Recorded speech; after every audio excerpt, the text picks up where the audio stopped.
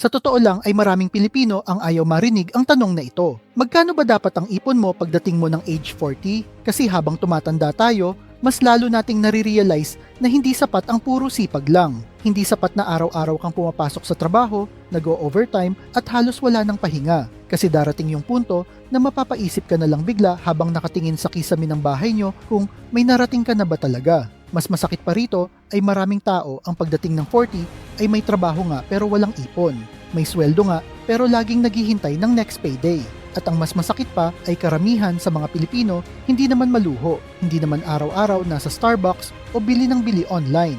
Pero bakit parang hirap pa ring umangat ang buhay? Kaya sa video na ito, pag-uusapan natin ngayon kung magkano ba talaga dapat ang ipon mo ngayon 40 ka na. Ito ay hindi para i-pressure ka, kundi para maintindihan mo kung ano ba talaga ang realistic na financial situation na dapat mong pinaghahandaan bago ka mag-40. Alam mo ba kung ano ang pinakamalaking scam na pinaniniwalaan ng maraming Pilipino? Ito yung linyang basta masipag ka, aasenso ka rin. Maganda siyang pakinggan pero hindi nito kinukwento ang buong realidad. Kasi maraming Pilipino ang sobrang sipag pero paycheck to paycheck pa rin. Yung iba ay may dalawang trabaho na nga pero hirap pa ring makaipon. Yung iba na halos buong buhay na OFW pero pag uwi nila ay parang back to zero ulit. Bakit nga ba? Kasi habang tumataas ang edad mo ay tumataas din ang responsibilidad mo. Noong nasa 20s ka ay sarili mo lang iniisip mo pero pagdating ng 30s at 40s ay may bills, pamilya, tuition fee, maintenance ng magulang at kung minsan pati problema ng kapatid mo, ikaw pa ang sasalo. Kaya bago natin pag-usapan kung magkano dapat ang ipon mo by age 40, kailangan muna nating maintindihan ito. Ang totoong kalaban ng mga Pilipino ay hindi lang ang mababang sweldo. Ang tunay na kalaban ay financial survival mode, yung pakiramdam na kahit anong kayod mo ay parang lagi kang hinahabol ng problema at mga bayarin sa buhay. Pero heto ang reality na mahirap tanggapin. Pagdating mo ng 40 ay hindi na pwede yung puro bahala na lang. Hindi na pwedeng puro diskarte without direction kasi habang tumatanda tayo ay unti-unting nababawasan ng oras natin para magkamali financially. Mas mahirap mawalan ng trabaho kapag may pamilya kang umaasa sa'yo. Mas nakakatakot ang emergency kapag wala kang perang madukot. Kaya kung tatanungin mo kung magkano ba talaga dapat ang ipon mo by age 40, ang sagot dyan, hindi isang simpleng number lang. Pero realistically speaking, dapat meron kang financial buffer na kayang suportahan ang buhay mo kahit mawalan ka ng income ng ilang buwan. Hindi man milyon ka agad, pero dapat meron kang emergency fund, savings, investments, o kahit maliit na extra income source. Kasi ang tunay na goal, hindi naman magmukhang mayaman sa social media. Ang tunay na goal ay yung hindi ka madaling pabagsakin ng isang emergency lang. Sa panahon kasi ngayon ay napakaraming tao ang mukhang successful online pero lubog pala sa utang offline. May bagong iPhone, may travel pictures, may aesthetic lifestyle, pero hindi mo alam na kinakabahan na pala sila tuwing due date ng credit card nila. Ito ang dahilan kung bakit maraming Pilipino ang hirap makaipon bago mag-40. Masyado tayong na-pressure sumabay sa lifestyle ng iba. Hindi natin namamalayan na mas inuuna natin magmukhang successful kaysa maging financially stable. Kaya kung gusto mong maging mas okay financially by age 40, kailangan mong matutunang kontrolin ang lifestyle mo. Hindi porket tumaas ang sweldo mo, tataas din agad ang gastos mo. Kasi kung bawat increase ng income mo ay may katumbas din na increase sa luho, walang mangyayari sa finances mo. At tandaan mo ito, hindi ka yayaman sa laki ng sweldo lang.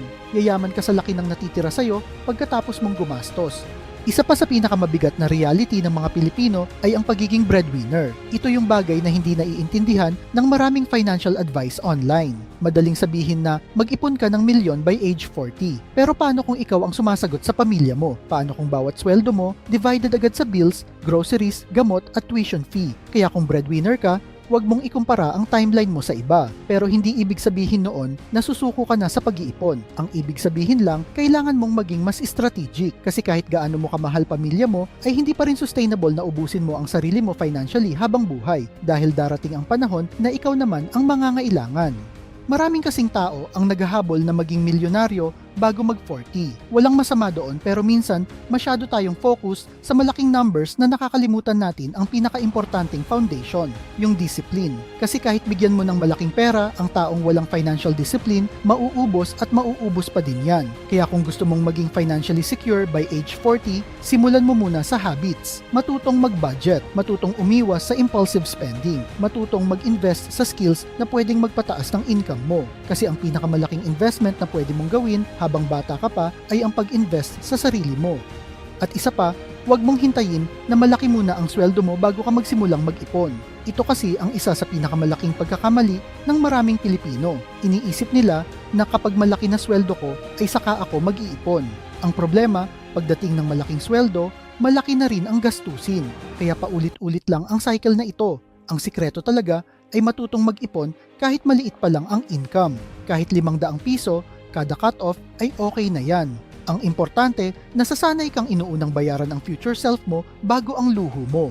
Halimbawa, kung ang monthly expenses mo at ng pamilya mo ay nasa around 30,000 pesos kada buwan, ideally dapat may savings o investments ka na kayang tustusan ang buhay mo for at least 1 hanggang 2 taon. Sa panahon kasi ngayon, malaking bagay na kung meron kang emergency fund na nasa around 500,000 hanggang 800,000 pesos pagdating ng age 40. Pwedeng kasama dyan ang emergency fund mo, maliit na negosyo, investments, insurance value, o anumang asset na makakatulong sa future mo. Kasi tandaan mo na isang hospitalization lang o bigla ang problema, pwedeng maubos agad ang pera na ilang taon mong pinagpaguran. And remember, pagdating mo ng 40, ay mas gusto mo na ng stability kaysa palaging nasa survival mode.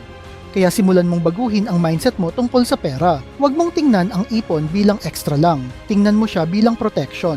Protection laban sa emergencies, stress, at toxic na sitwasyon sa buhay mo. Kasi kapag may ipon ka, mas may freedom kang pumili ng mas magandang opportunities. Mas may peace of mind ka kahit may biglang problema na dumating. At kung feeling mo nahuhuli ka na sa buhay, tandaan mo ito. Hindi pare-pareho ang starting point ng mga tao. Yung iba ay nakaipon na. Yung iba kasi ay breadwinner ng pamilya. Kaya huwag mong ikumpara ang timeline mo sa timeline ng iba. Ang importante ay gumagalaw kahit mabagal, basta consistent.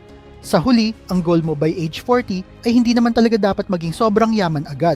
Ang tunay na goal ay magkaroon ng mas tahimik na buhay, yung hindi ka laging takot sa bills, yung hindi ka kinakabahan kapag may emergency, yung may freedom kang huminga ng konti. At oo, maganda kung milyonaryo ka na pagdating ng 40, pero mas importante pa rin yung financially stable ka at may peace of mind ka. Kaya simulan mo ngayon, hindi bukas, hindi next year, kundi ngayon, kahit maliit na hakbang lang. Kasi ang future mo hindi nababago ng isang malaking desisyon lang, nabubuo yan sa maliliit na choices na inuulit mo araw-araw. Ikaw ba? Sa tingin mo, magkano ang realistic na financial expectations ng mga tao pagdating ng age 40 at ano sa tingin mo ang pinakamahirap na challenge ng mga Pilipino pagdating sa pag-iipon? Comment mo naman sa baba. At kung nagustuhan mo at may natutunan ka sa video na ito, i-like mo na rin ang video na ito at huwag mo na rin kalimutang mag-subscribe sa channel na ito para mas marami pa tayong mapag-usapang practical at realistic na financial lessons para sa mga Filipino na gusto din na umasenso ang buhay. At kung mahilig kayo sa mga videos tungkol sa pera, motivation na business, like and share nyo lang ang video na ito at kita-kita po ulit tayo sa mga susunod na video.